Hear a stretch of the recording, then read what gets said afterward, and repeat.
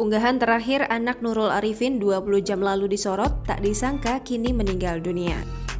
Anak Nurul Arifin, Maura Magnalia, telah meninggal dunia pada hari Selasa 25 Januari 2022 karena serangan jantung. Unggahan terakhir di Instagram 20 jam lalu jadi sorotan. Apa isinya? Kemudian, teman-teman dari wanita yang biasa disapa Maura ini mengucapkan ucapan duka cita di Instagram milik mendiang @evilhead. Sebelum meninggal, almarhum ternyata merepost unggahan temannya di mana Maura tertawa atas unggahan tersebut. Wanita belum genap berusia 28 tahun ini masih sempat membuat postingan di Instagram Story. Maura merepost foto yang diunggah temannya dengan username Adit Lagus. Nampak ada foto pria dan wanita berwajah mirip yang sepertinya hasil editan. Teman Maura bercanda dengan menuliskan I hate you, lalu mention username mendiang dan direpost dengan menambah caption tertawa. Maura telah meninggal dan meninggalkan duka mendalam bagi keluarga, terlebih teman dekatnya seperti Adit yang direpost unggahannya oleh Maura.